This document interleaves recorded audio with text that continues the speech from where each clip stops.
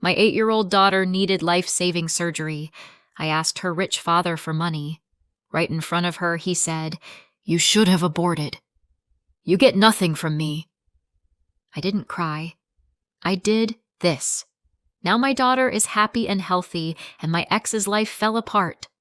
I stood on the front steps of an expensive private club, holding Maddie's hand so tight it felt like tomorrow depended on the strength of my fingers. Inside, music played. Laughter. Clinking glasses. Someone's congratulations. Everything people use to celebrate other people's good fortune. That night they were sending his father off into retirement. A big event. Big guests. Big money. And, as it turned out, a very small conscience. I shouldn't have been there. Normal people don't show up at someone else's party uninvited. Normal people don't drag a child up to the entrance of a closed event while holding a folder of medical records in the other hand. Normal people try not to end up in situations where the word life-saving is literal. But we hadn't had a normal life in a long time. The hostess looked me over like I'd brought a mess into their picture-perfect scene. "This is a private event," she said gently, with the kind of tone that means, "You don't belong here." "I know," I said. "I need Brandon Caldwell. 1 minute." She didn't move. "Without an invitation, we can't." I nodded. I understood. I had learned that language already, the language of doors closing in your face, the language of smiles that mean nothing, the language of people who have options and who love reminding you when you don't. Maddie stood beside me, quiet. An 8-year-old with big eyes and that too-adult habit of staying silent when the truth makes grown-ups uncomfortable. "Mom," she whispered. "It's okay," I said automatically. I hate that sentence. It means nothing. It's just noise parents make when they can't say the truth.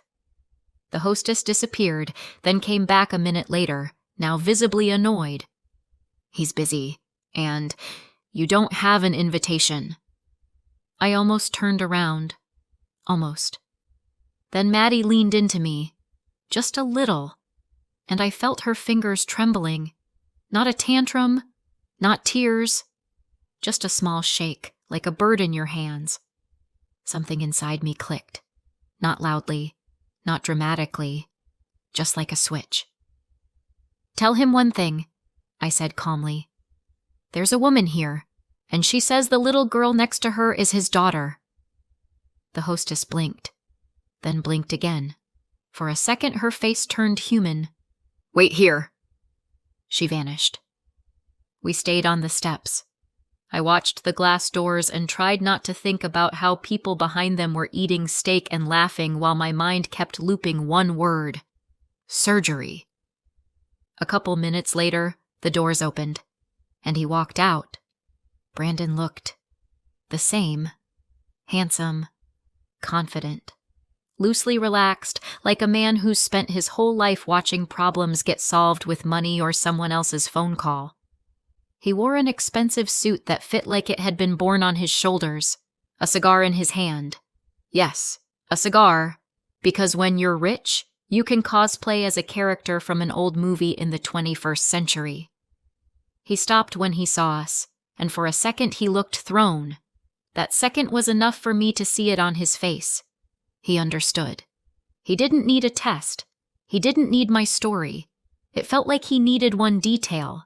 Maddie's face, her brows, her chin, the exact expression she makes when she frowns, the one he makes too. He looked at her like someone had just handed him a bill for a dinner he didn't order. "You," he breathed, then flicked his eyes to me. "So you really had it." The words landed almost casually, like we weren't talking about a child but a package I'd picked up without a delivery slip. Maddie squeezed my hand harder. I swallowed. "She's your daughter, Brandon. She's 8. He gave a short, tight laugh. 8, he repeated, like he was tasting the number. "So what now? You need money?" Just like that. No how are you, no why, no what do you need. Straight to the point. Money. I nodded. Yes. How much? He asked, like we were negotiating over a used car. I opened the folder, not dramatically, not shaking, just opened it and showed him the first page. Black ink on white paper. Numbers. Deadlines. Diagnosis. His eyes slid over it, and the boredom arrived instantly. Listen, he said, exhaling smoke away from us. What are your claims here? You decided to keep it. I offered you another option, and by the way, I helped back then, so fair is fair. There's nothing you get from me. That's when I almost laughed. Not because it was funny, because the alternative was screaming. Fair is fair. He said it like fairness was a clause in a contract his father once signed on his behalf. I didn't come here to debate fairness, I said. I came for a chance for her. Maddie stood beside me, looking up at him. No excitement, no hope. Just watching. Like kids do when adults are doing something important and the kid doesn't know yet whether they'll ever be able to unsee it. She needs surgery, I went on. Urgently. Otherwise, I didn't say, otherwise she'll die. Not because I was scared of the truth, because you don't put that word next to a child when it's about the child. It's like striking glass. He tipped his head. Surgery. He drew it out. So she's sick too? He sounded almost relieved, as if the universe had handed him an excuse not to feel like a monster. And then, right there on the steps, 2 feet from my daughter, he said it. Calmly. Clearly. Without anger. Like a fact. You should have aborted. You get nothing from me. I felt Maddie flinch.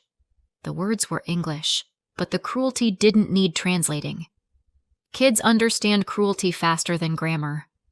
I didn't cry, not because I'm strong, because I didn't have the luxury of falling apart. Not then. Not in front of her. I closed the folder slowly. Got it, I said. He was already turning away, like he'd checked off a task. Denied. But I still added, quietly, level, no threats. I didn't come here for a war, Brandon. But if you think you can just disappear, I'll do it officially. Through the court. Paternity. Child support. Everything the way it works in this country. Not because I want a payoff. Because Maddie has a right. He stopped, shot me an irritated look. Gold diggers, he muttered, slipping into a familiar role. I've seen dozens of you. Then he looked at Maddie and gave a little smirk, like an idea had amused him. You know, he said almost cheerfully, when I have a kid with the woman I love, then I'll help. But this one? He waved a hand like he was dismissing a delivery he hadn't ordered. I don't know. And he walked back inside, to the congratulations and the photos, to the place where everything in his life was still fine.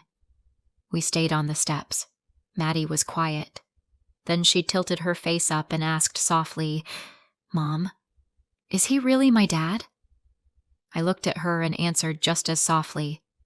Biologically, yes. But a dad is the one who stays. She nodded, like she already knew. We walked to the car. I held her hand and didn't look back once. I didn't cry. I did what mothers do when someone takes their air away. I turned pain into a to-do list. To understand why I even knew where to find Brandon, and why my child ended up standing on the steps of someone else's party, you have to go back to where it started. I moved to Columbus not because I dreamed of a big city. I moved because I had to go somewhere. My grandmother raised me, not helped, not watched me sometimes. Raised, like you raise a tree in wind, propping it up, tying it off, sometimes cursing the weather. My parents weren't really in the picture. Grandma was everything. Home, discipline, first aid kit, and the one person who could say, "You'll make it," in a way that sounded like truth. I studied nursing and worked whatever I could. Night shifts, weekends, other people's demands, other people's blood, other people's pain. Strangely, all of that felt easier than dealing with my own life. I didn't like clubs, noise, crowds, strangers' bodies too close. I was the kind of girl friends dragged out saying, "You need to loosen up," and then acted surprised when you stood against the wall counting minutes to escape. That night, I was standing against the wall, and then he came over. Brandon was one of those men who looks like an advertisement: teeth, watch, confidence. He smiled like we already knew each other and were just deciding where to continue the evening. "You here alone?" he asked. I said yes and instantly felt stupid because every word near him sounded like I was taking a test I hadn't studied for. He suggested stepping outside for air, then a drive through the city at night. I agreed, not because I was easy, because he looked at me like no didn't exist in his world. We drove through the night streets and everything felt like a movie. Lights, music in the car, his hand on the wheel. He talked about himself easily and loudly, school, trips, how everything's handled. I remember saying something like, "You live so confidently," and he laughed. "Why wouldn't I? My dad..." And then he named a position the way some people say a password to every locked door. His father was a big name in the state's highway enforcement world, not just a cop.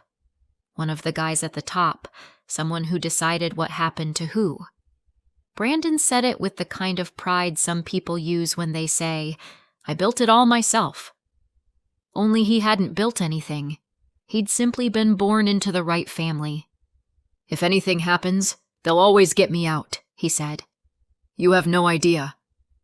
I did have an idea, and for some reason, it made me cold. He turned off the highway onto a quiet road outside the city. Fields, darkness, scattered lights. The kind of place where nobody asks questions because nobody sees. "It's beautiful out here," he said, and turned off the music. It was beautiful, in that wide, empty American way. Huge sky, earth smell, silence that presses against your ears. And that's where it happened. I'm not going to dress it up. It wasn't romantic. It was picast. Certain. On his terms. And the weirdest part was afterward he looked at me and genuinely seemed surprised. "You...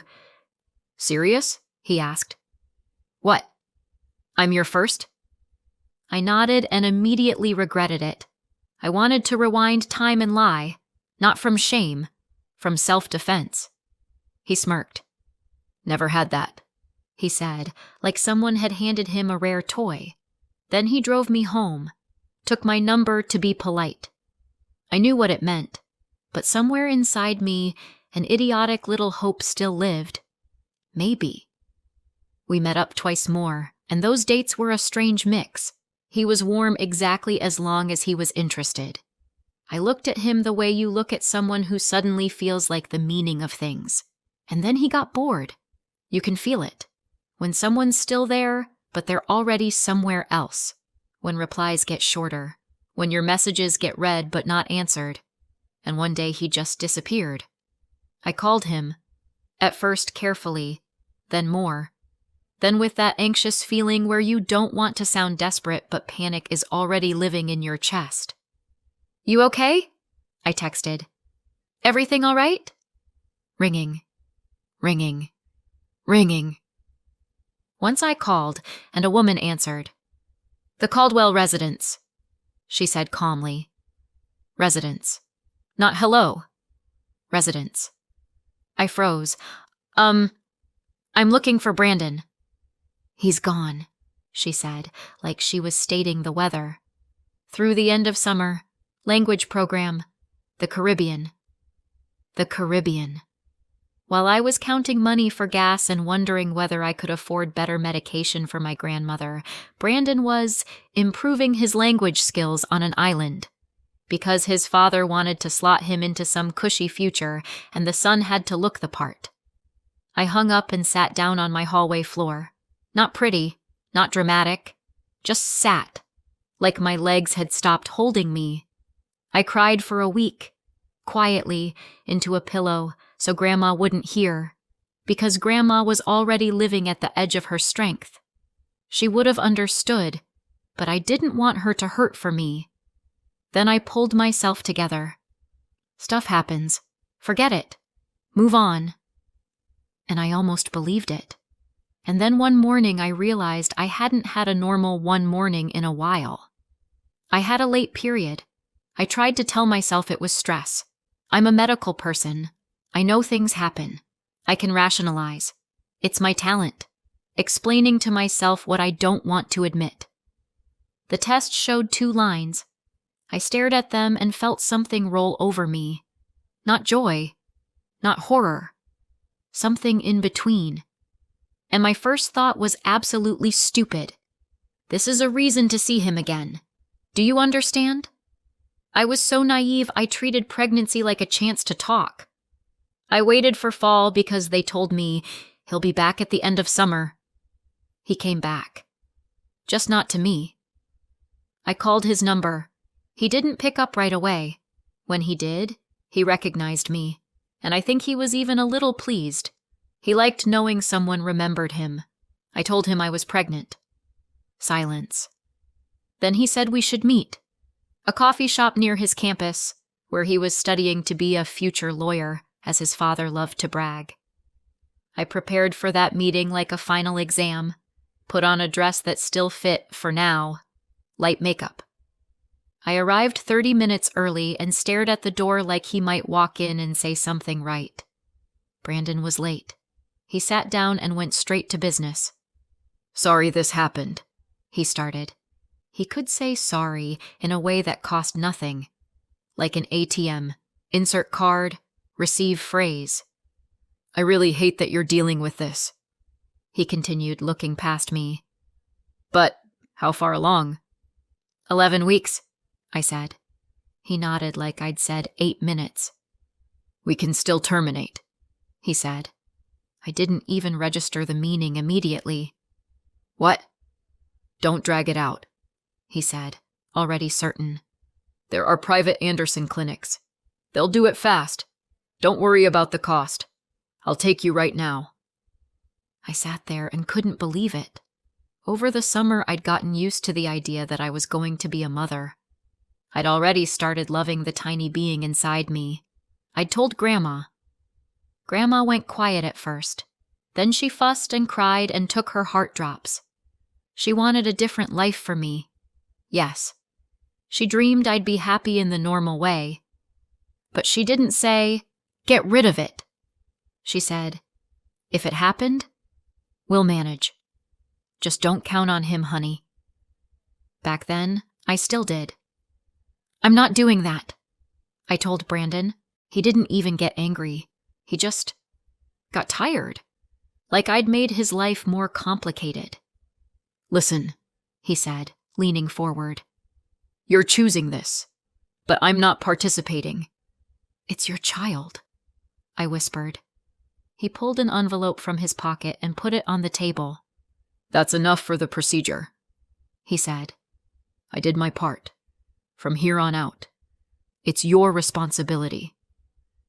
I stared at the envelope and felt sick. Not from pregnancy, from humiliation. I don't remember if I grabbed it right then or walked out and left it on the table.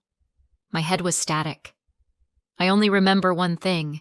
When I stepped outside, the air was cold, and for the first time I was truly scared. Not for me. For the baby. Maddie was born in a regular city hospital. No VIP suite, no photographer and balloons. Just me, my grandmother, and a very tired doctor who'd seen hundreds of women like me. She was beautiful, tiny. And when they placed her on my chest, for the first time in a long time, I felt like something in the world was right. And then the doctor said words that knock the ground out from under even people who work in medicine. "Your baby has a congenital heart defect." It didn't require surgery right away. Right away. That phrase is just a delayed alarm. Otherwise, Maddie was healthy, warm. She smelled like milk. She grabbed my finger so hard it was like she was holding on to life and had no intention of letting go. My grandmother and I adored her. Money got funny, in the worst way. I couldn't work. The benefits were tiny. We counted everything, from diapers to gas. Grandma cut back on herself so much it made me angry. She could have bought decent groceries, but she bought Maddie a toy. And you know what's strange? Even in those months, I never seriously thought about going to Brandon. Not because I was proud, because I could hear his voice in my head. You chose this. It's your responsibility.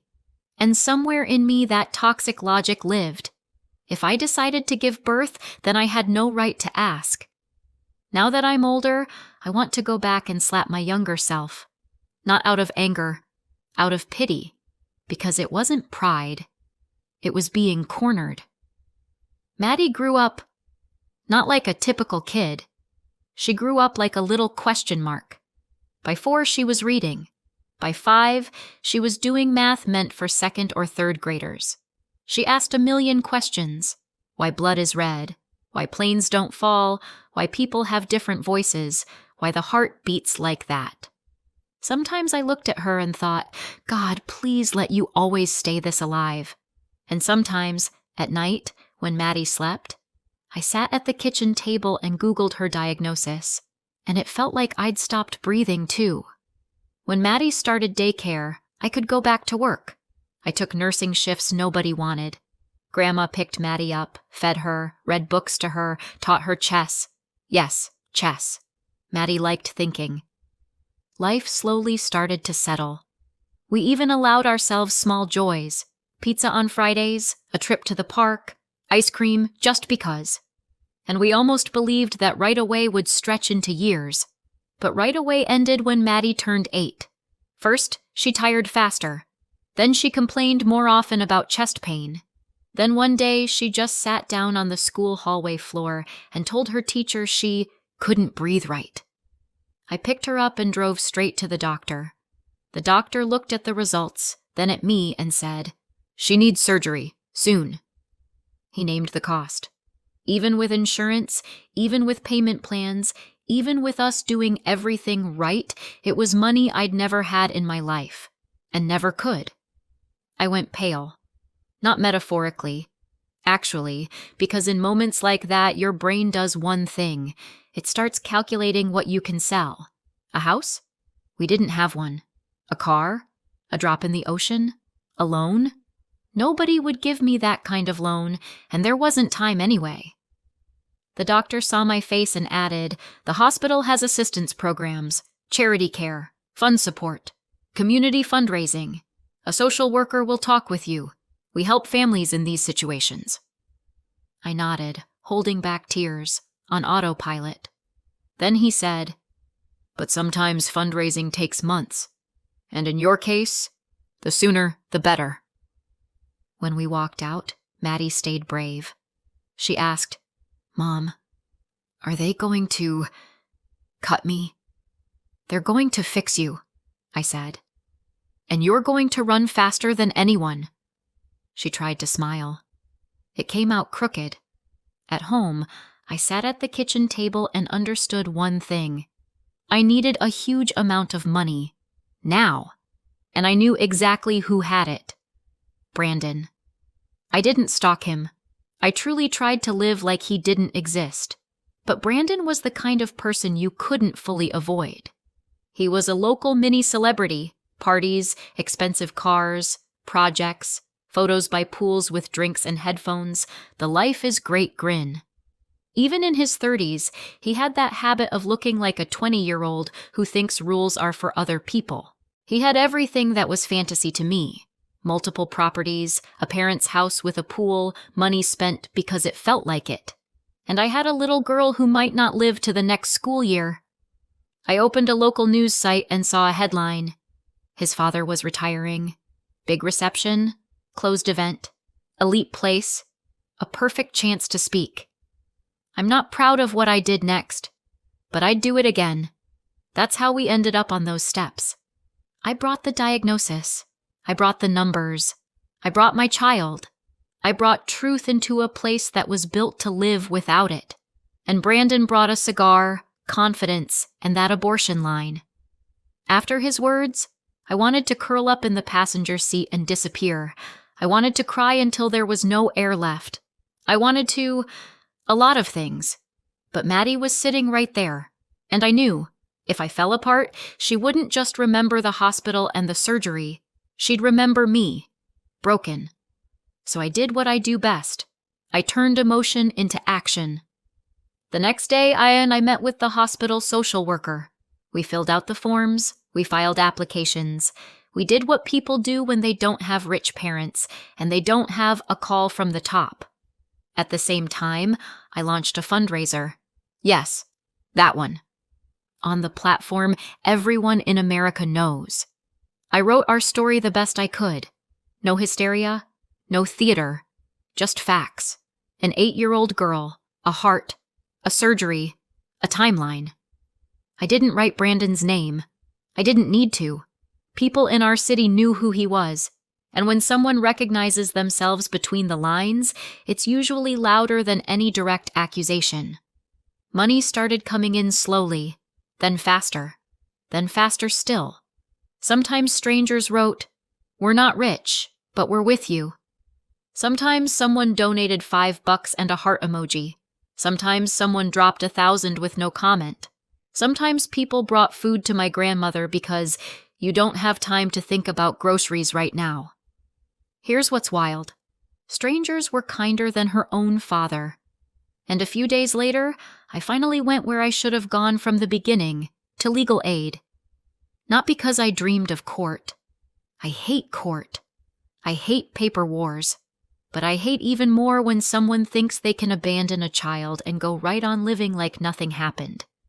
The attorney looked at my documents and said what I already knew, but somehow hadn't let myself claim. In this country, a child has a right to support from both parents. Whether you want that or not, this isn't a favor. It's an obligation. I didn't feel triumphant. I felt tired. We filed for paternity. Officially. Through the court. Not by words. Not by fairness. By law. Brandon tried to do what he does best. Vanish and hope the problem goes away. It didn't. He got served. He got calls. He got found. Because no matter how fun the party life is, you still leave traces. Addresses, paperwork, bills. I didn't celebrate it. I just did it. Because his voice was still in my head. You get nothing from me. Fine. Then I won't take it from you. I'll take, for Maddie, what she's owed. Maddie's surgery happened in time. The money came together. Assistants came through. People came through. The hospital came through. Brandon didn't. But you know what? In that moment, I didn't care who exactly saved my daughter. I cared about one thing, her heart. After surgery, Maddie became a different kid. Not in personality, in oxygen. She started running, laughing louder, asking for one more lap on the carousel. One day she simply said, "Mom, I'm not scared to breathe anymore." I went into the bathroom, shut the door, and for the first time in a long time, I let myself cry. Quietly. Quickly. Then I washed my face because shift, school, life. We started living again. Maddie kept outpacing other kids. I was proud of her in a way that felt like pride had become an organ. She won competitions. Local, statewide, then bigger ones. School came easy. She absorbed information like a sponge, and then asked questions that sent me to Google because I couldn't always keep up with my own child. In 5th grade, she got into programming. Imagine it. A kid who just stopped being afraid to breathe sits down and starts writing code because she wants to know how things work. By the time she finished high school, she was earning more than I ever had as a nurse. Not because kids these days, because Maddie was obsessed with her work, in the good way. She'd stay up all night building something because she wanted it right. In college, she and 2 friends started a tiny tech company, small, scrappy, laptops on their knees, vending machine coffee, big ideas. Then it stopped being scrappy. Then investors showed up. Then articles. Then interviews. Then Maddie started getting recognized. Sometimes I'd turn on the TV and see my daughter in a segment about young entrepreneurs, and my brain couldn't process that this was the same girl who once whispered, "Are they going to cut me?" By 30, she was a millionaire. I couldn't keep up with how fast it happened. To me, she was still Maddie, the girl with a book and that stubborn habit of finishing what she started. I didn't understand half of what she did, honestly, but I understood the important part. She did it with fire in her eyes, and it worked. Grandma. Grandma got to see it. She got very old, very small, but her mind stayed sharp. Sometimes she'd sit in her chair, watch Maddie on the news, and quietly say, "That's what I held on for." And every time my chest tightened, because Grandma, unlike Brandon, never acted like this isn't my responsibility. She just stayed. When Maddie was 10, I met David. At work. Of course, everything important in my life seemed to happen either in the hospital or around it. David tried to court me like a normal human being, but I didn't trust men back then. Brandon lived inside me like a vaccine. Charming smile, empty promises, then disappearance. It took David a long time to melt my ice. He didn't push. He didn't play games. He was just there. He did what adults do. He proved with actions that he could be trusted. We got married. We had Ava. And the most important thing, David never treated Ava and Maddie differently. He played chess with Maddie, talked to her, not like a kid, but like a person, backed her ideas, laughed at her jokes, listened when she explained how some new program worked, even though he, like me, didn't always understand. Sometimes I felt like I gave Maddie more attention, not because I loved Ava less, but because Maddie always carried that feeling in me. I owe her. I owed her for those steps, for that refusal, for that line about abortion. David said to me once, "You don't owe her anything. You've already done everything." And that might have been the strongest support I've ever heard. When Maddie grew up, she said more than once, "David taught me that normal men exist." And every time I thought, there, that's what family is. Not blood, not last names, not fairness. Choice. I tried not to think about Brandon. Most of what I learned about Brandon after that came in fragments, local news, public records, and years later, what the journalist told Maddie. I knew he was out there somewhere, living, partying, smiling for cameras. Sometimes his photos popped up because the internet loves handing you memories you never asked for, but time sorts things out. His father retired. The flow of help slowed. Brandon sulked. Not because he suddenly learned the value of work, no, because money stopped being as effortless. His father, now retired, tried his hand at business. For a while it seemed to work. Then, heart attack.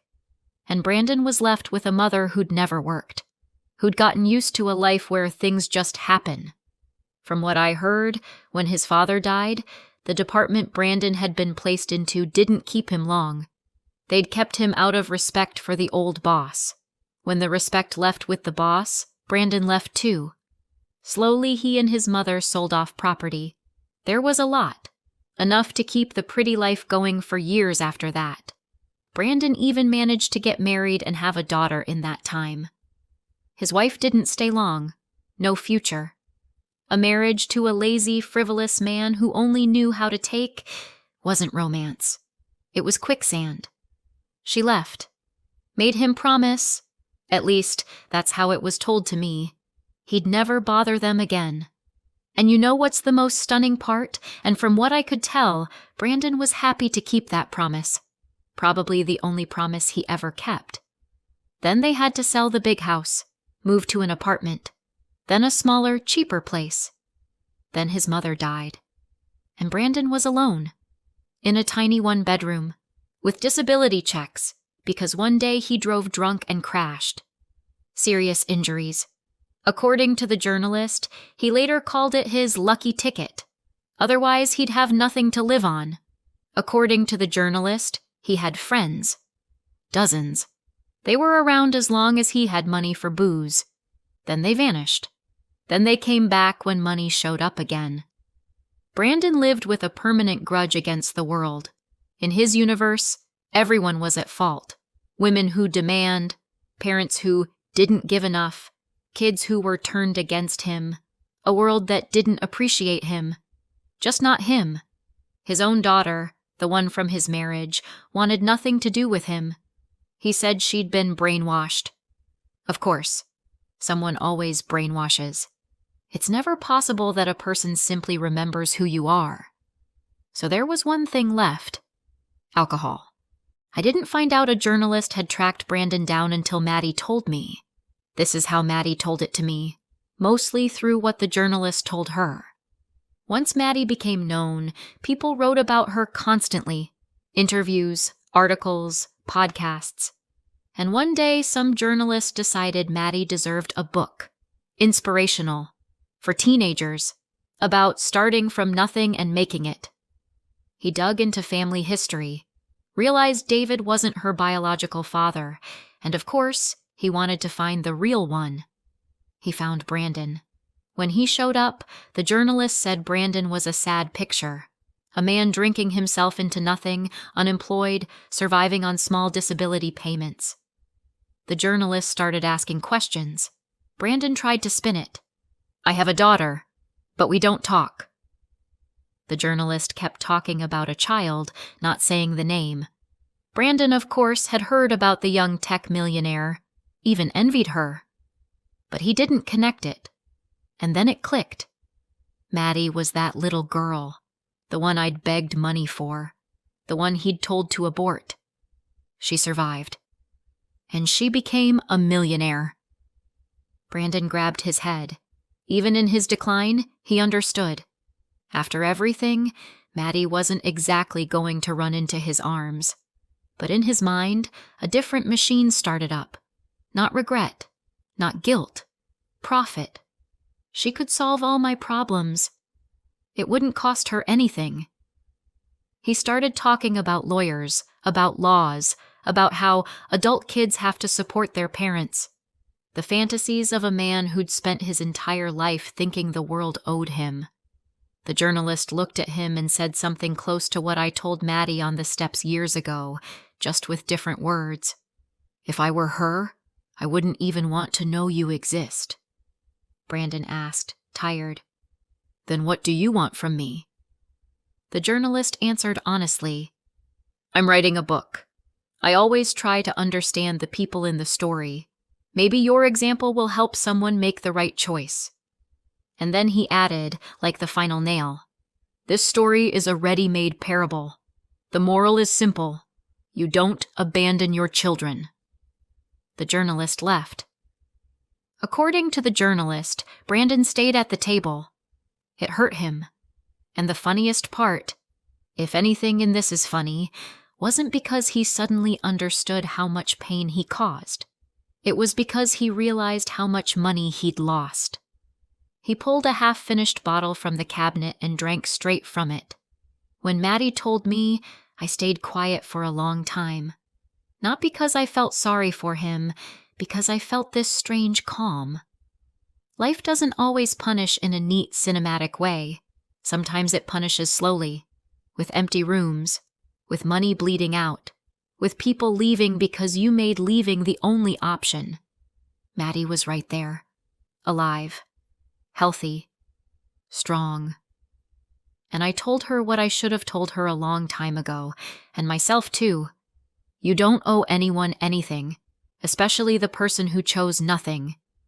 She smiled. I know, Mom.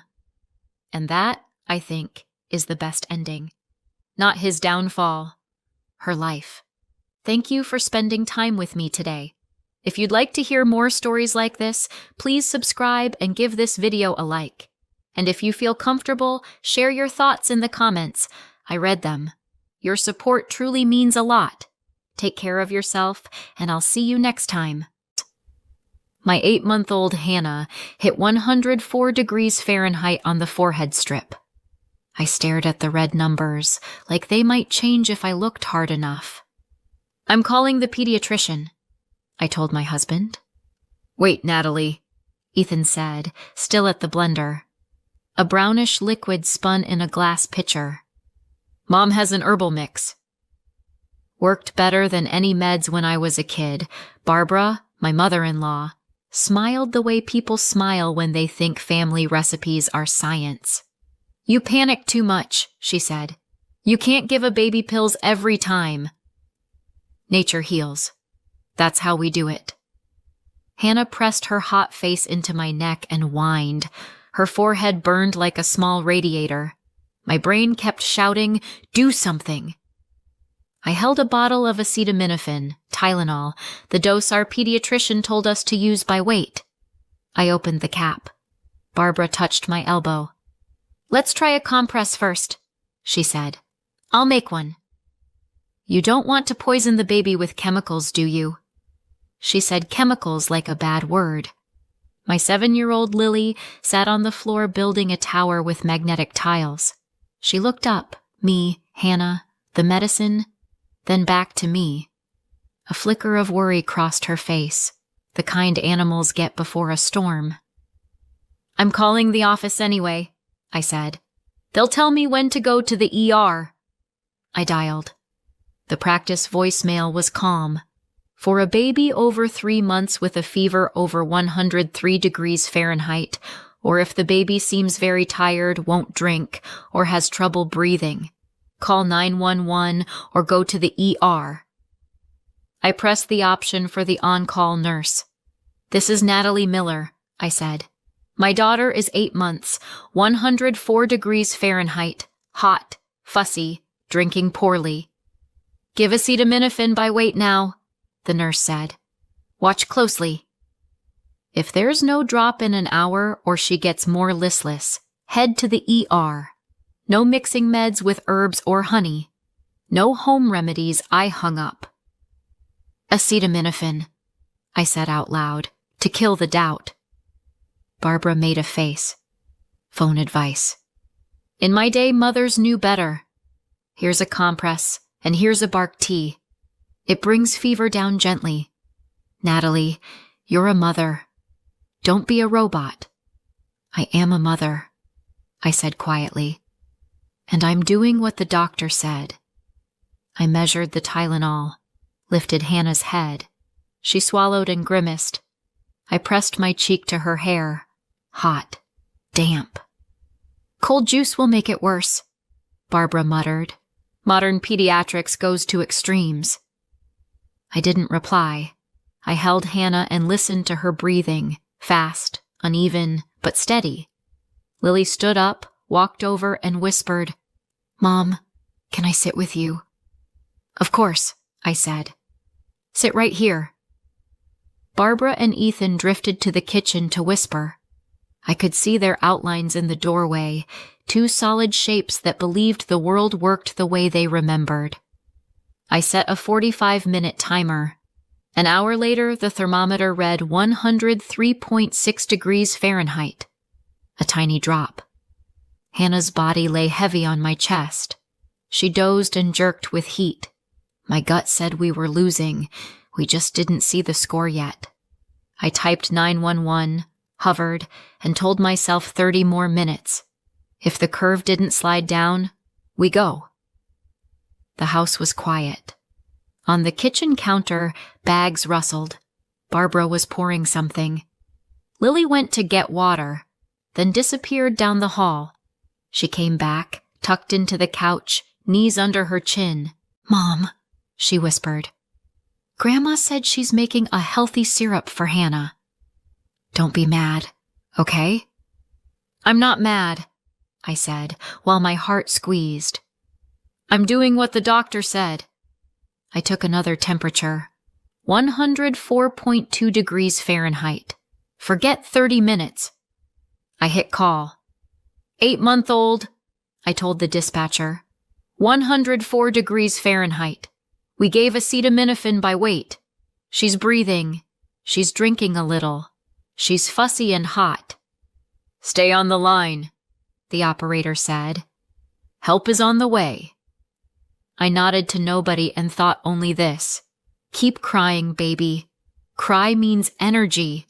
Cry means you're still fighting. What did you do? Barbara burst in. Why call 911? We can handle this.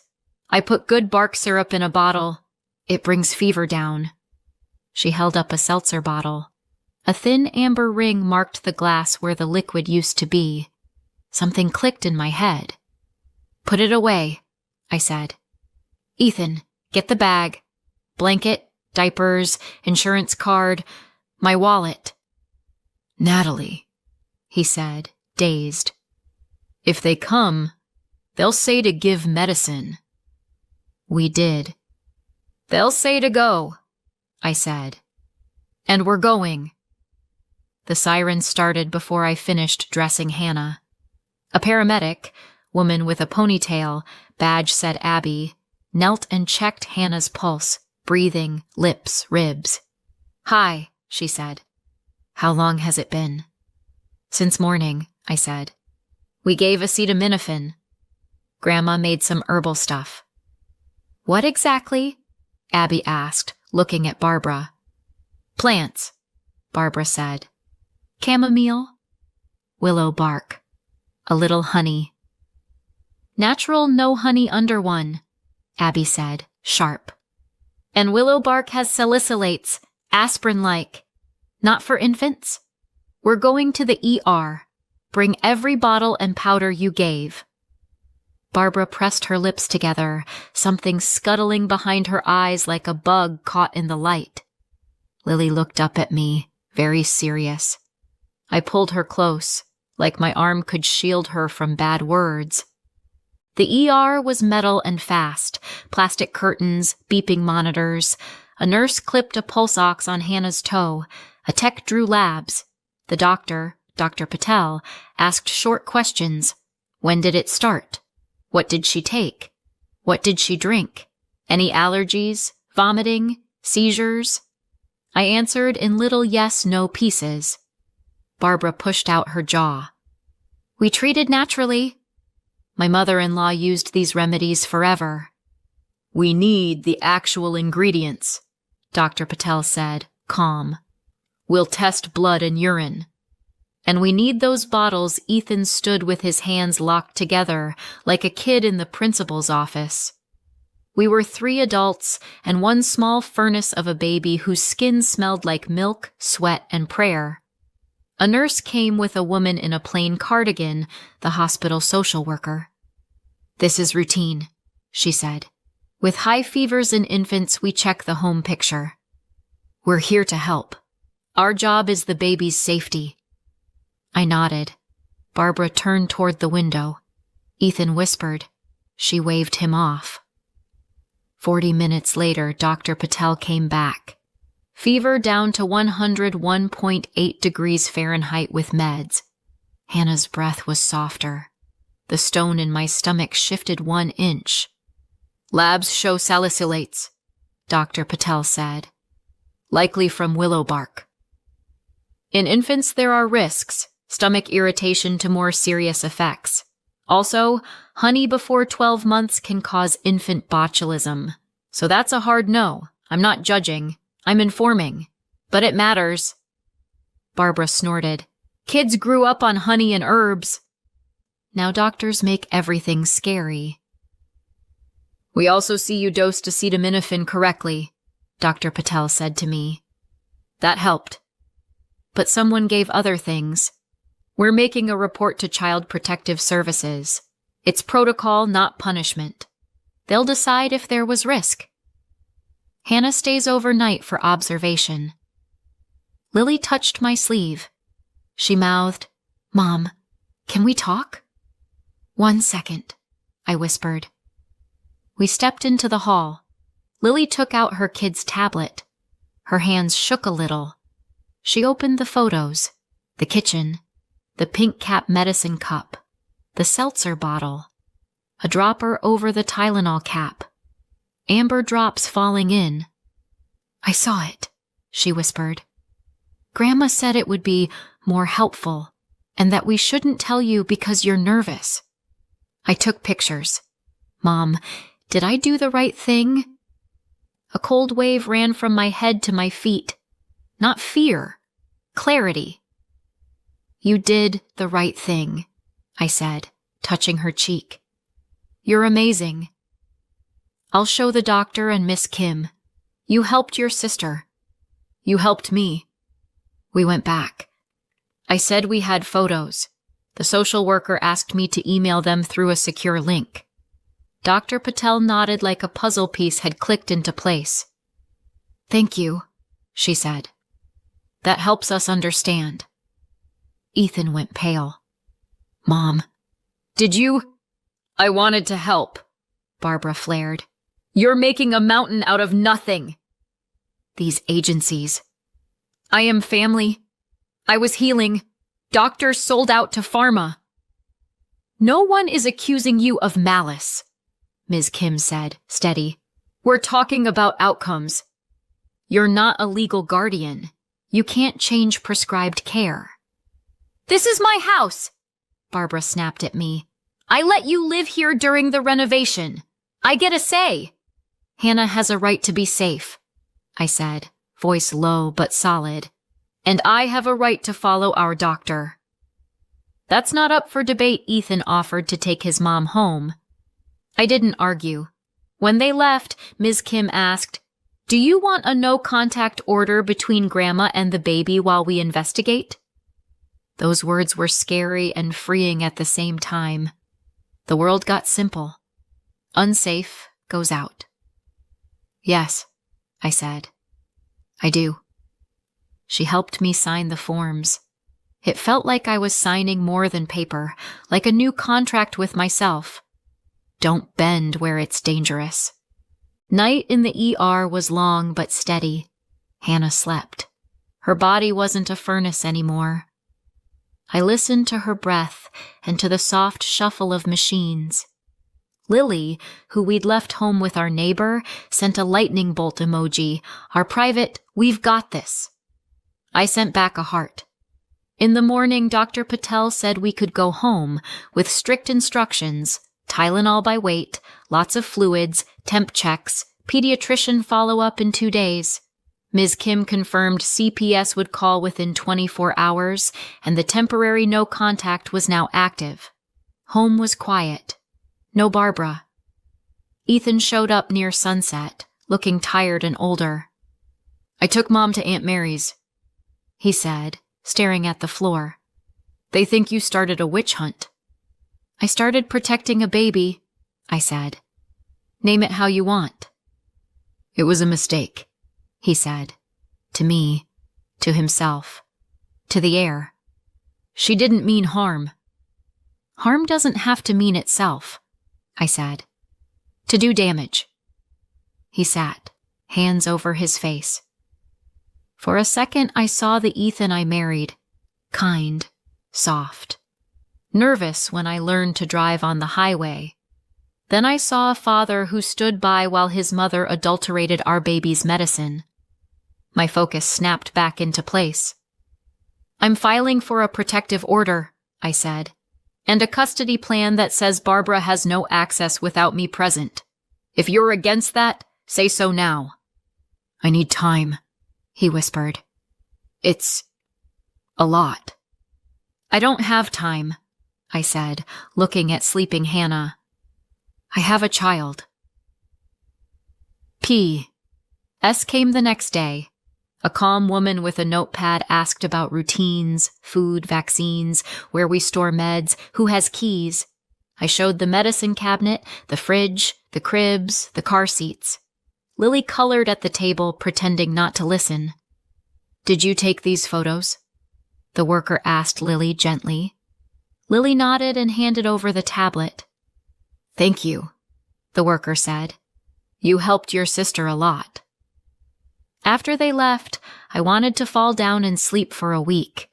Instead, I called a family law attorney whose card I'd seen at our pediatrician's office. She listened, said, "You're doing the right things," and set an appointment. Police reached out next. They took statements. Lab testing later showed the home syrup had a high concentration of salicylates, essential oils, and sugar syrup. The Tylenol in our cap had contaminants that shouldn't be there. Barbara was cited for child endangerment and interference with prescribed care. I didn't cheer. I didn't gloat. Adults answer for what they do with other people's kids, even if they're family. Ethan unraveled. He called, came by, asked me to let it blow over, not go to extremes. I kept saying one thing: safety first. Then the rest. With my attorney, I set a temporary plan: 50-50 custody on set days, Grandma zero contact. The document was thick with legal lines. To me, it said one simple thing: my boundaries exist outside my head. Hannah bounced back fast, like her body knew what to do once we took the rocks out of the road.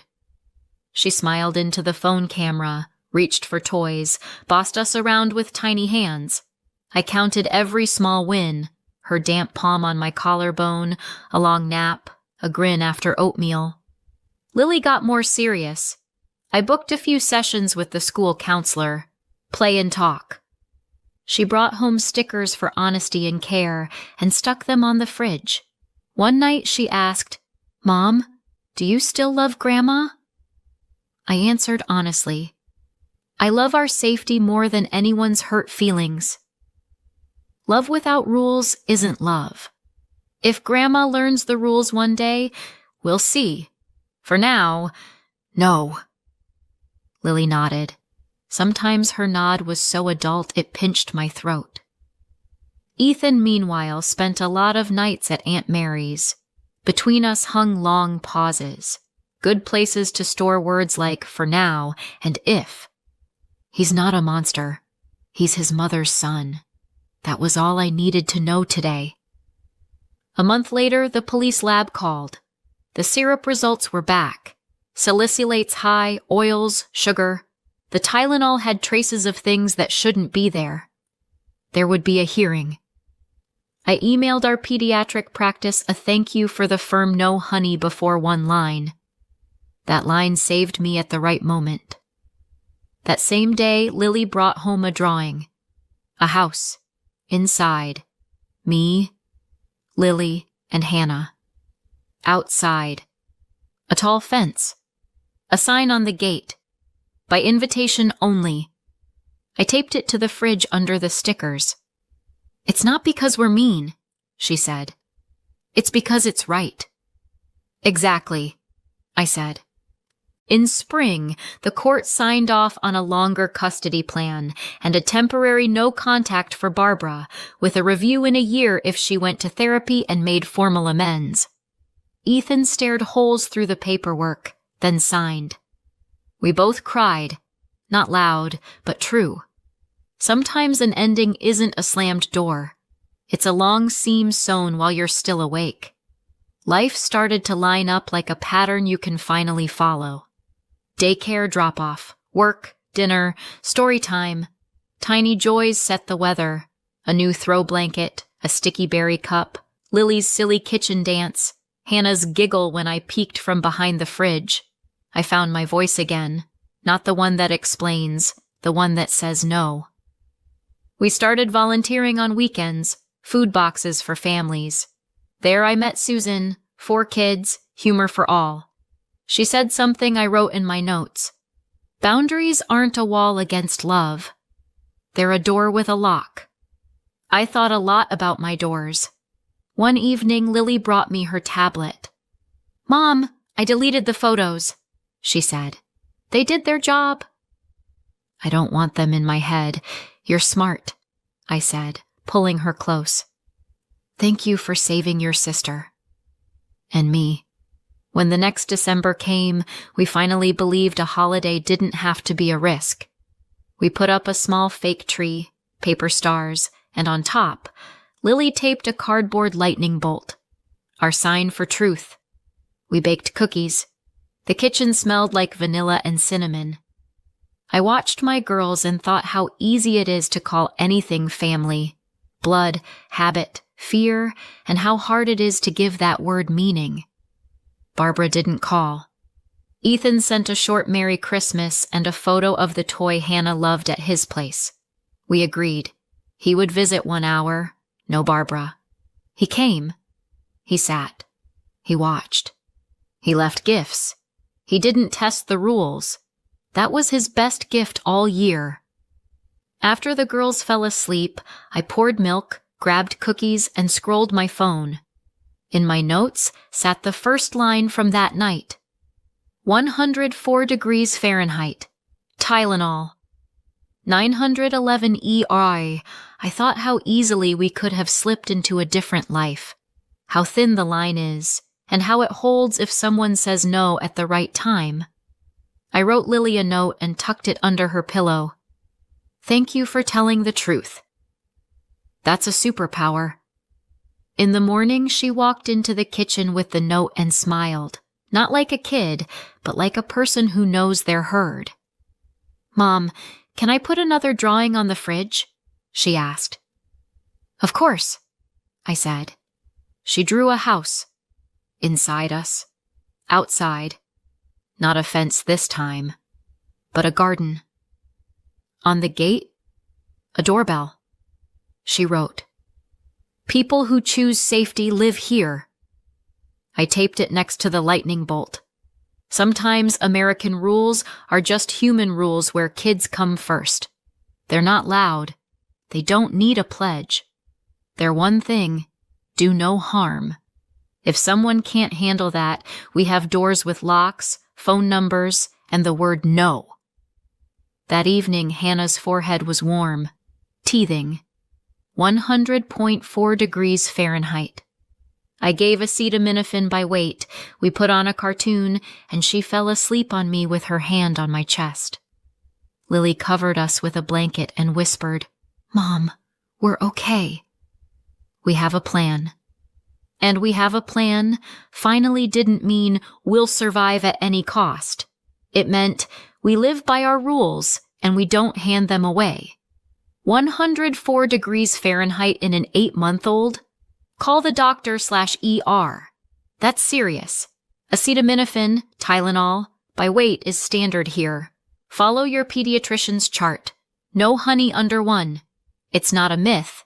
It's for safety. No aspirin/salicylates for infants. Willow bark counts. If someone changes your baby's medicine without your consent, that's not helping. That's not okay. CPS isn't always punishment. Sometimes it's a safety flashlight. Boundaries aren't cruelty. They're care. For kids and for you.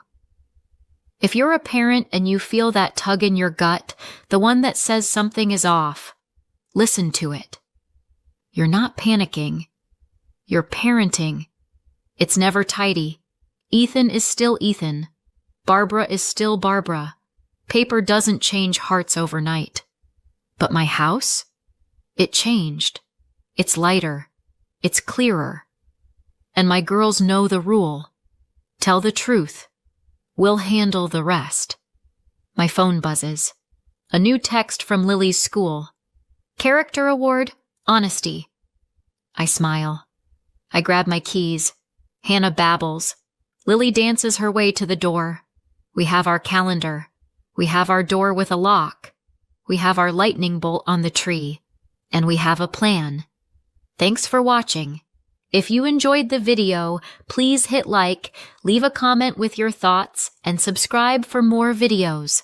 Turn on the notification bell so you never miss a new upload. See you next time. Alright, welcome back. This is an original Tales First story, and it's good to have you with us today. Let's get started. On Thanksgiving, I found my 6-year-old daughter outside on the steps, shivering. Inside, my mother-in-law laughed and said, "Adults only, sweetheart." I didn't yell. I took action. 5 minutes later, my mother-in-law regretted everything. Thanksgiving Day.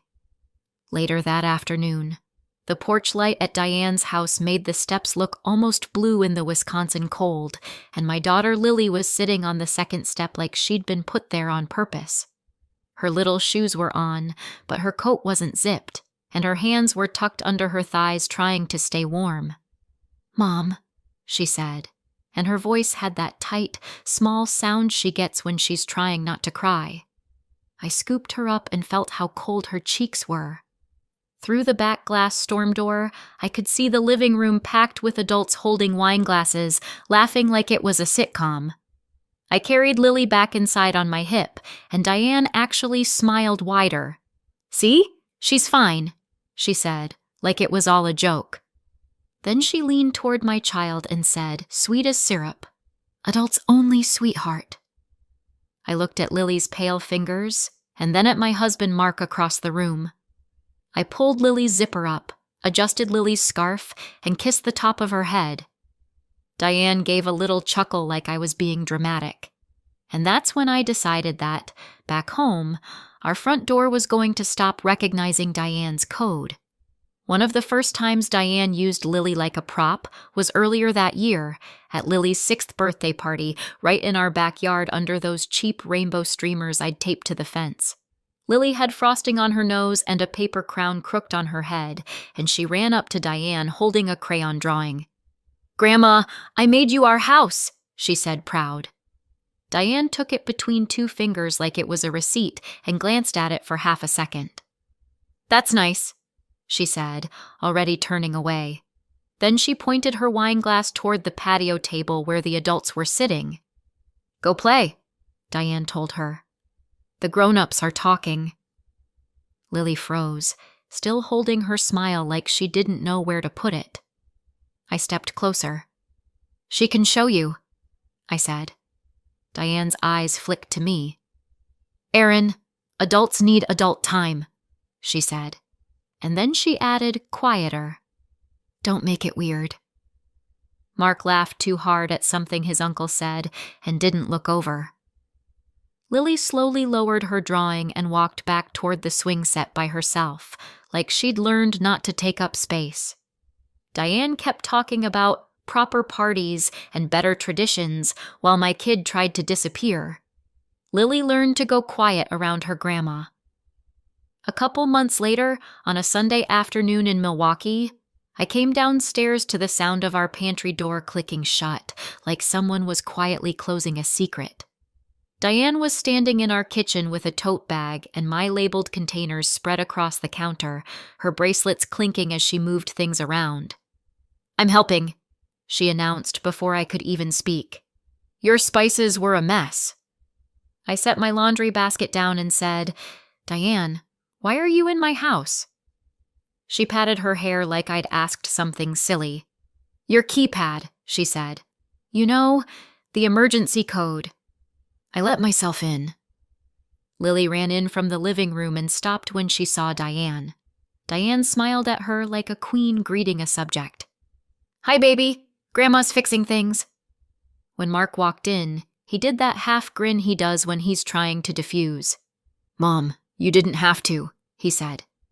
Diane waved him off. "I'm family," she said. I waited for Mark to say, "She shouldn't be in here without asking." Instead, he rubbed the back of his neck and said, "Erin, she's just trying to help." Diane slid my cookie cutters into a new drawer and looked straight at me. "We all need a little structure," she said. She said it like she owned the place. By October, Diane had turned helping into a schedule. Formal, relentless. She'd text Mark a list. Tuesdays, pick up Lily from aftercare. Thursdays, dinner at her house. Saturday mornings, grandma time. The first Tuesday she picked Lily up, I got home from work and found Lily sitting at our kitchen table with her backpack still on and her face scrunched up. Diane stood behind her, fingers on Lily's shoulders like she was steering her. "She needs more discipline," Diane said immediately.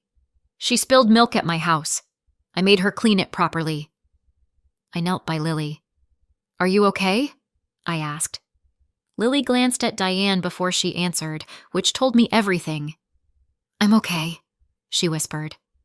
Mark came in carrying grocery bags and said, "Mom, thanks for grabbing her." Diane smiled. "Of course. She needs consistency." I said, "We didn't talk about you picking her up today." Diane's eyes sharpened. "I'm on the list," she replied. I asked Mark. Mark set the bags down and gave me that look, the one that says, "Please don't start." Diane kissed Lily's head and said, "Next time, you'll remember your manners, right?" Lily nodded fast.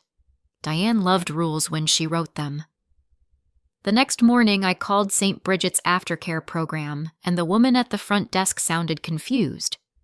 "Yes, your mother-in-law is authorized," she said. "She's been on the pickup form since last year." I held the phone tighter. "Since last year?" I asked. "I filled out that form." The woman hesitated. "We have a signature from Mark," she said. "Please remove her," I said. The woman hesitated. "I can't do it over the phone," she said. "We need an updated form, both parents." I didn't yell. I didn't even raise my voice.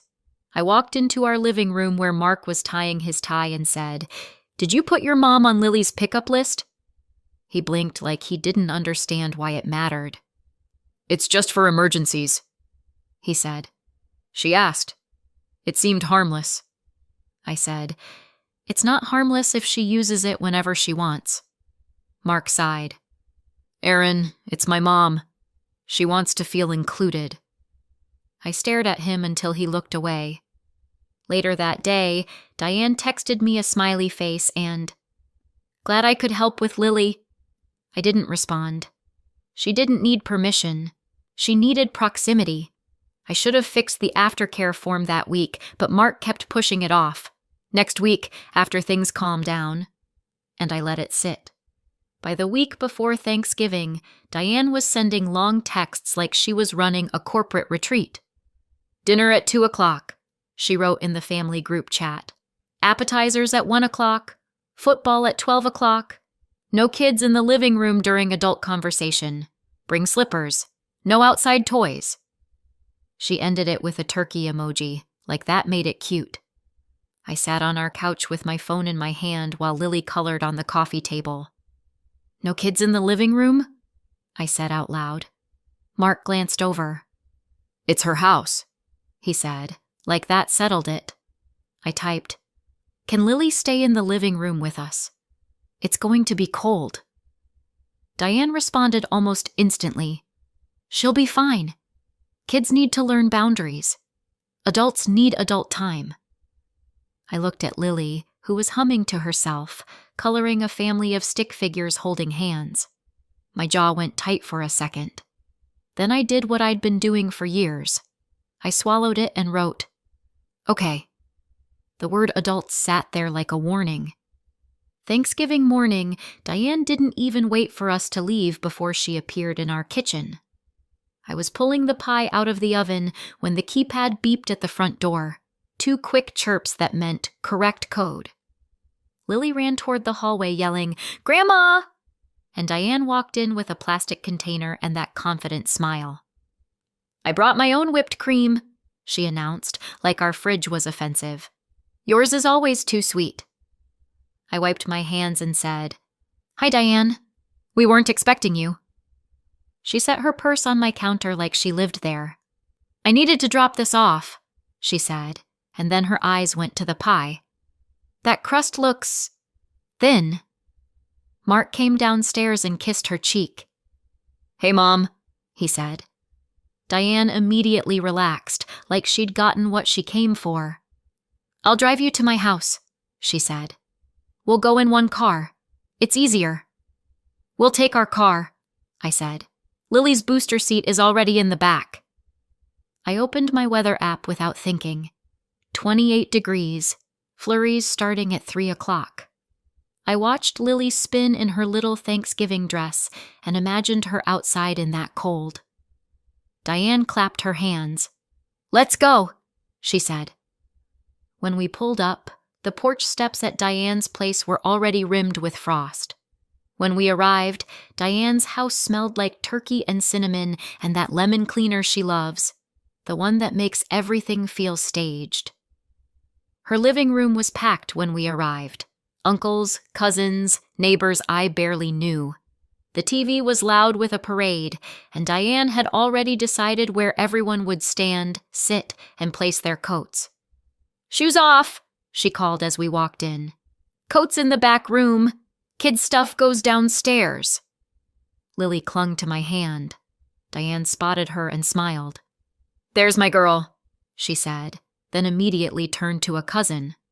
"Adults in here," she said, sweeping her hand toward the living room like she was directing traffic. Lily tugged my sleeve. "Mom, I brought Grandma the picture," she whispered, pulling a folded drawing from her purse. She walked up to Diane carefully and held it out. "I made you your kitchen," she said. Diane took it, glanced, and set it on the top of the piano without even unfolding it all the way. "That's nice," she said, already looking past Lily. Then she pointed toward the hallway. "Go downstairs with the kids," she said. Lily looked at me. I said, "She's staying with me for now." Diane's smile stayed on her face, but it got thinner. "Erin," she said, like my name was a warning. Mark stepped in with that smooth voice. "Lily, why don't you go find the toys?" he suggested. Lily hesitated, then slowly backed away, her shoulders slumping. It started with a piece of paper. At 1:45, Diane rang a little bell, an actual bell, like we were at summer camp. "Dinner in 15, she announced. She had assigned seats with place cards, even though it was family. Lily's place card was not at the main table. It was on a small folding table set up in the hallway near the back door, next to 2 toddlers and a pile of coats spilling out of the back room. I stared at it. "Why is she out here?" I asked. Diane didn't look up from adjusting a centerpiece. "Kids' table," she said. "Adults at the main table." I said, "She's 6. She can sit with us." Diane's eyes snapped to mine. "It's tradition," she said. "Don't make it a thing." Mark hovered beside me, hands in his pockets. "It's just for dinner," he murmured. Lily sat down quietly, feet swinging above the floor because the chair was too tall. The back door was drafty, and every time someone went in and out for more napkins, cold air rolled over that little hallway table. When the food came out, Diane served the main table first. Lily's plate was an afterthought. Dry turkey, a roll, no gravy. Lily stared at the mashed potatoes on the main table like they were on a different planet. I stood up to bring her some. Diane's hand shot out and touched my wrist. Not hard, but enough. "Let her wait," she said, still smiling. "Kids learn patience." Lily's cheeks were red from the cold air. Then Diane dragged Lily's chair another foot toward the back door, farther from the main table. After dinner, Diane did her adult time thing like it was a scheduled segment. She dimmed the lights in the living room and turned on some soft jazz, even though the football game was still on. "Adults in the living room," she announced. "Kids downstairs." Lily came to my side and whispered, "It's scary down there." Her voice was barely audible under the clinking dishes. I crouched. "You can stay with me," I said. Diane appeared like she'd been listening. "No," she said sharply, then softened it immediately. "Not in here. Adults only." She pointed toward the basement door. Lily's fingers curled into my sweater. "She can sit quietly," I said. Diane's smile returned, bright and fake. "Erin," she said. "You're making it awkward." Mark shifted beside me. "Lily, just go play for a bit," he said, trying to sound casual. Lily shook her head. Diane tilted her head and looked down at my kid. "If you can't follow the rules," she said, "you can sit outside for a minute and cool off." She opened the back door like it was nothing, like sending a child outside in November was a normal consequence. Lily looked at me again. One last check. For one stunned second, my body didn't move. I started to say something, but someone laughed loudly in the living room, and Diane was already ushering Lily toward the back door. I turned, and Lily was gone. I noticed the silence first. It wasn't that the house got quiet. It didn't. It was that Lily's little background noises were gone. No humming, no toy clacking, no tiny footsteps. The back door was cracked open. "Lily?" I called. No answer. Cold air rolled in like the house had exhaled.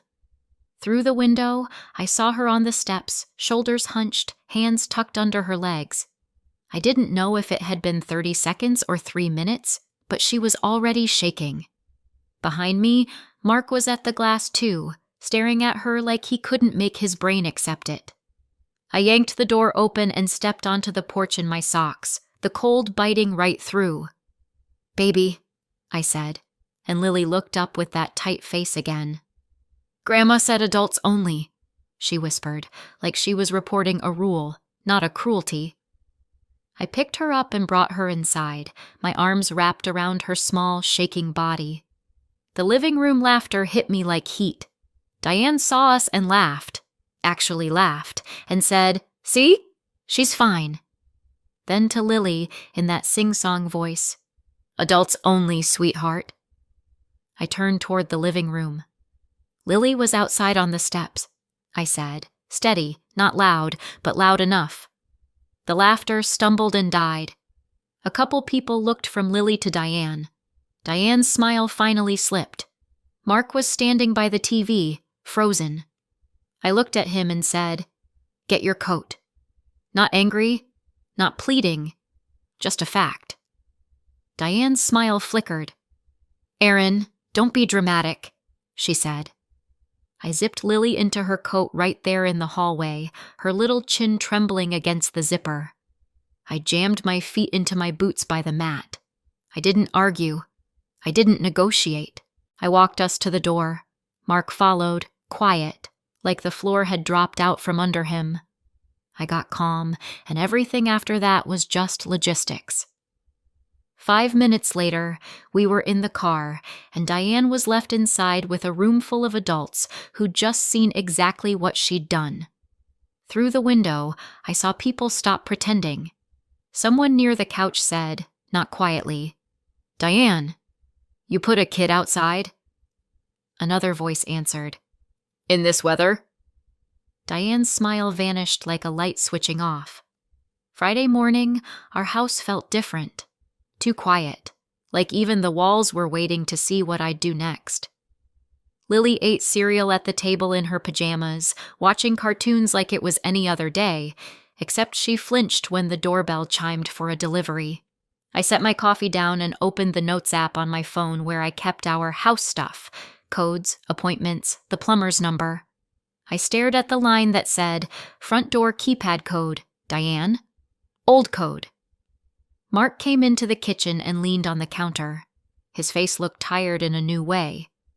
"She didn't mean it like that," he started, and his voice sounded automatic, like he'd said it 100 times. I looked at him. "Our kid was outside," I said. "On purpose." He swallowed. Lily glanced up, then back to her cereal. Mark lowered his voice. "So what do you want to do?" he asked. I didn't answer with a speech. I slid my phone across the counter and showed him the locksmith's website already open. I wasn't sure yet if we'd hire someone or do it ourselves. Either way, Diane's access ended today. "We're changing the locks," I said. Mark stared at the screen, then at Lily, then back at me. He reached into his pocket and pulled out our spare, identical to the one we'd given Diane for emergencies. He set it on the counter like it was heavier than metal. For the first time, he didn't defend her. That afternoon, I drove to the hardware store while Lily had quiet time, and I bought a re-key kit. New pins, fresh keys. Because even if we wiped Diane's code, she still had metal, and I didn't want a stranger inside our house to do what I could do myself. The cashier asked if it was for a rental, and I said, "No, it's for peace." At home, Mark held the flashlight while I took the deadbolt apart and pulled the cylinder. I changed the pins so the old key we'd given Diane wouldn't turn it anymore. Then I swapped our key rings over to the new keys. Diane's code was still programmed in there, still valid, still a tiny digital welcome mat. "Should we tell her?" Mark asked, like he was asking if we should warn a storm. I tightened the last screw and said, "She'll find out the first time she tries it." Mark exhaled through his nose, but he didn't argue. When I powered the keypad back on, it chimed, cheerful and clean. I set a new code, one Diane would never guess, and then I deleted every old user slot, including the one labeled D. Mark watched the tiny screen blink as it accepted the changes. "Try it," I told him. He typed Diane's old code out of habit. The lock buzzed and flashed red. "Error." Mark's shoulders dropped like he'd been holding them up for years. I watched the old code die in real time. Saturday. Diane called Mark 3 times before noon. I could see her name lighting up his phone like a warning siren while he tried to help Lily build a Lego tower. On the 4th call, he answered, standing in the hallway with his hand over the microphone like he was trying to keep the sound contained. "Hi, Mom," he said. Diane's voice came through loud anyway. "Why did you leave?" she demanded. "You embarrassed me." Mark glanced at me, then back down the hallway where Lily was stacking bricks. "We left because Lily was outside," he said carefully. Diane scoffed. "Oh, please. She was fine. Kids get cold for 2 minutes and live." Mark's jaw tightened. "Don't do that again," he said. Silence. Then Diane, calmer. "I'm coming by Monday to drop off leftovers and a little gift. I'll let myself in." Mark swallowed. "No," he said. "Text first. We'll meet you at the door." Diane laughed like it was cute. "Mark," she said, "I'm your mother." Mark's voice was quiet. "And Lily's my daughter." Diane wasn't asking. She was auditing. Sunday evening, I took Lily to the little park by Lake Michigan, where the wind always makes your eyes water, even when you're bundled up. We got hot chocolate from the corner cafe afterward, and Lily held the cup with both hands like it was a hand warmer. "Are we going to Grandma's again?" she asked, staring at the whipped cream. I kept my voice light. "Not for a while," I said. "Our house is the safe house." Lily nodded like that made sense. "Can we make our own Thanksgiving next time?" she asked. "With pancakes?" I smiled. "We can make our own everything," I said. That night, I set my phone on the nightstand and turned the ringer up because I wanted to see whatever came next instead of being surprised by it. Monday morning, before I'd even finished packing Lily's lunch, my doorbell camera sent a notification. Diane was on our porch with a glossy gift bag, her lipstick too bright for 7 a.m., and her face already tense. She punched the keypad once. Then again. Then she pulled a key from her purse and tried the deadbolt. It wouldn't turn. Then she stared at the door like it had betrayed her. Then she stepped back and rang the doorbell anyway. I watched from the kitchen window as Diane adjusted the tissue paper in the gift bag, pasted on a smile, then knocked, twice, like nothing had happened. Lily was at the table eating toast, humming softly. I walked to the front door and left the chain on. "Hi, Diane," I said through the crack. Diane's eyes flicked to the chain, then back to my face. "Good morning," she sang. "I brought leftovers and a little something for Lily." She held up the bag like a peace offering. "The code isn't working," she added, softer, like the house had made a mistake. "We changed it," I said. Diane blinked, still smiling, but the smile started to shake at the edges. "Changed it?" she repeated. "Why would you—" I cut in, still calm.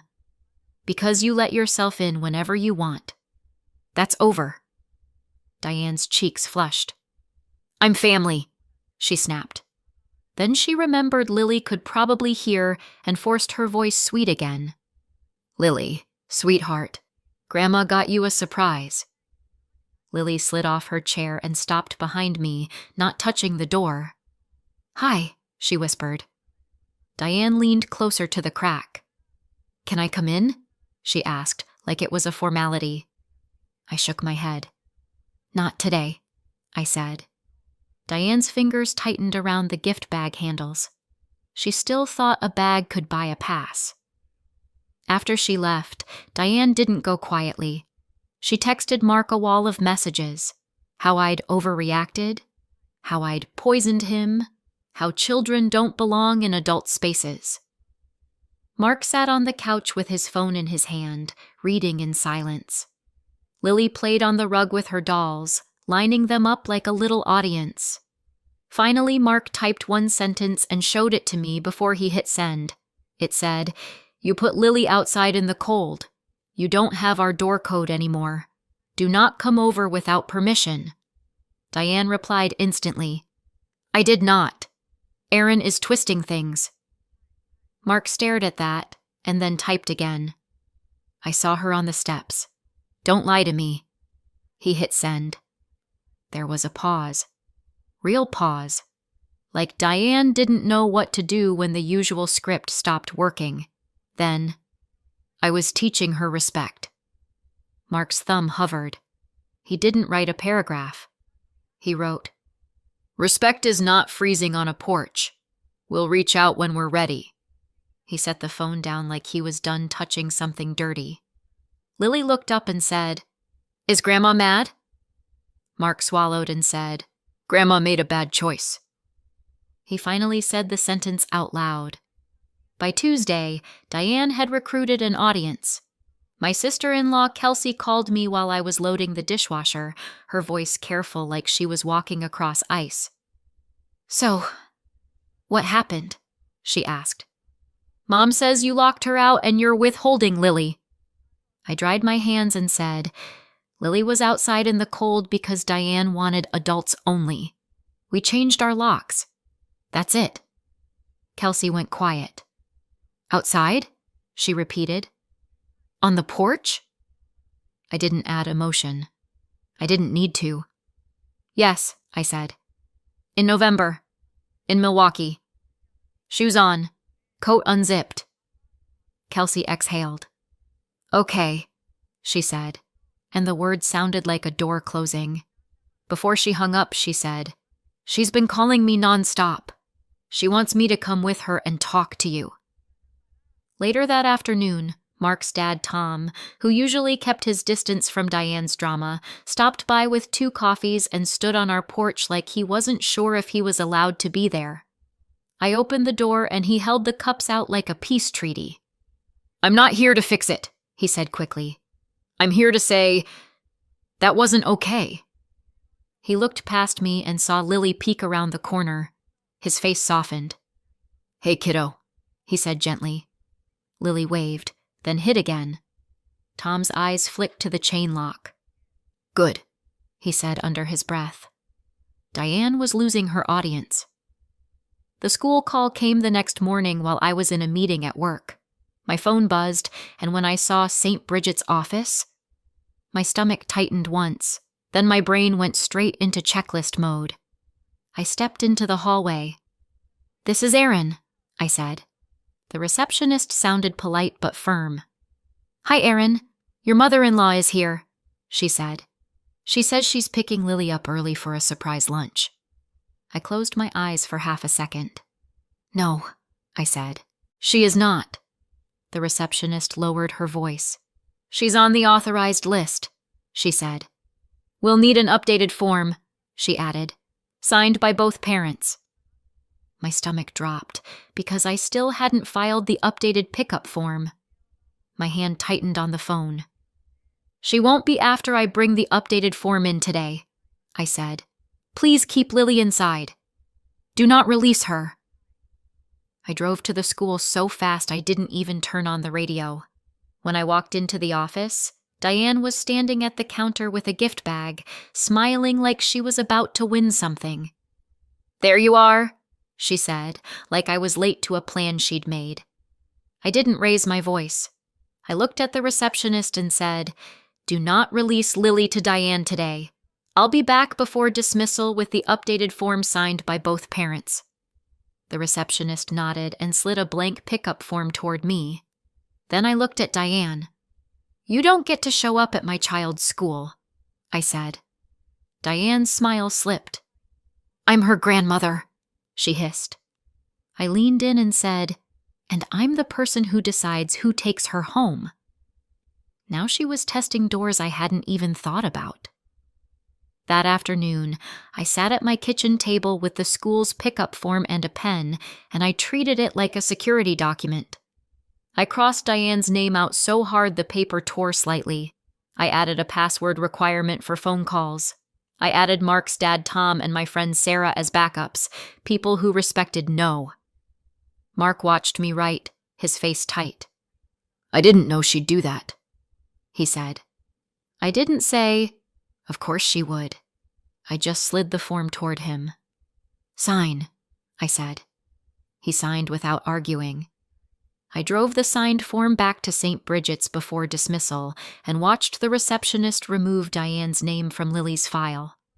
An hour later, our doorbell camera pinged again. Diane was in our driveway, not carrying a bag this time, just walking around the side of the house like she was checking for a window. I watched the live feed and felt that calm settle in again, the calm that comes when you're done being negotiable. I texted Mark. "She's here." Mark came home early and walked outside before she could reach the back door. I opened the front door just enough to hear. "Mom," Mark said, voice low. "What are you doing?" Diane turned fast, caught. "I thought maybe the keypad was broken," she said, too bright. Mark held his hand out. "Give me the key," he said. Diane's face flashed with anger. "I don't have a key," she snapped. Mark didn't move. "Give me the key," he repeated, calm as ice. After a long second, Diane pulled a small key from her purse like she'd been hiding contraband and slapped it into his palm. We took back the last key she'd been given. Thursday night, Diane tried a different tactic, social pressure. She invited half the family to her house for leftover night and texted Mark a group photo from earlier. Everyone smiling at her table, like proof of her innocence. Then, right around 6:30, our doorbell rang. When I checked the camera, Diane was on our porch again, and this time she'd brought Kelsey with her, like a witness. Kelsey looked uncomfortable, hands shoved in her pockets. Diane stood tall, chin up, wearing the same bright smile she used at church potlucks and neighborhood picnics. I didn't open the door. I spoke through the camera speaker. "Hi," I said. Diane's eyes snapped to the lens. "Erin," she called, like we were friends. "We're here to talk like adults." I kept my tone flat.